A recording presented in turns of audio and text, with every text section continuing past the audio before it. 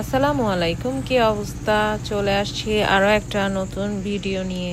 তো সেদিন আমরা হুট করে ঘুরতে চলে গিয়েছিলাম, কোনো প্ল্যান ছিল না আগে থেকে। তো যেই জায়গাটায় আমরা ঘুরতে গিয়েছিলাম সেখানে কারেন্ট ছিল না। তো যাওয়ার পরপরই দেখতে পেলেন কারেন্ট চলে এসেছে। যেহেতু হুট করে যাওয়া, তাই যেতে যেতে সন্ধ্যা হয়ে গিয়েছে। কিন্তু এই জায়গাটা আমার মনে হয় আপনি সকালে দুপুর বা বিকাল বেলা গেলে আরো ভালো এনজয় করতে পারবেন। তো আমাদের ইচ্ছা হচ্ছে নেক্সট টাইম বিকাল বেলা করে ঘুরতে যাওয়া।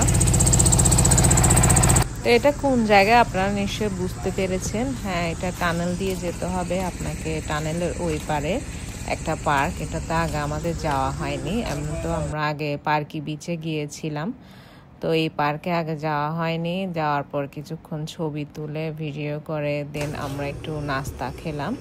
তো ফ্রেঞ্চ ফ্রাইটা তেমন ভালো লাগেনি, বাকি খাবারগুলো মজা ছিল, ঠিকঠাক ছিল। তো এরপরেই তো আমরা রেস্টুরেন্টের চারপাশে ভিডিও করছিলাম আপনাদের জন্য। খাওয়া দাওয়া শেষ করে এরপরে একটু চলে গেলাম আরেক জায়গায় চা খাওয়ার জন্য। এটা ওইখানেই টানেলের ওই পারে। এখানে আমরা আগেও একবার গিয়েছিলাম পার্কি চর থেকে ফুচকা পেঁয়াজু খাওয়ার জন্য। তো সেদিন গিয়েছিলাম চা খেতে।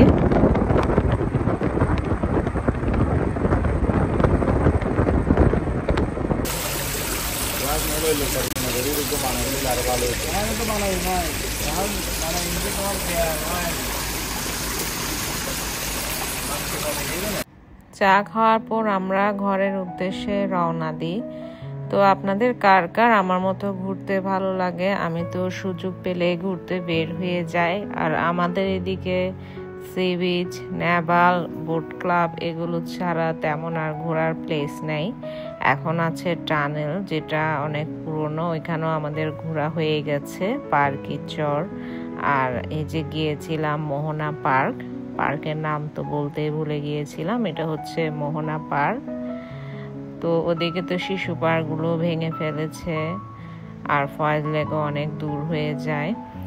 তা আমি যখনই কোনো নতুন জায়গার সন্ধান পাই চলে যাই ঘোরার জন্য। যেসব জায়গায় আমার যাওয়ার অ্যাবিলিটি থাকে সেসব জায়গায় যাওয়ার চেষ্টা করি। সব জায়গায় তো আর যাওয়া পসিবল হয় না, যেমন বান্দরবন, সাজেক, খাগড়াছড়ি আমি এখনো যেতে পারিনি, আর যেতে পারবো কিনা বলতেও পারি না।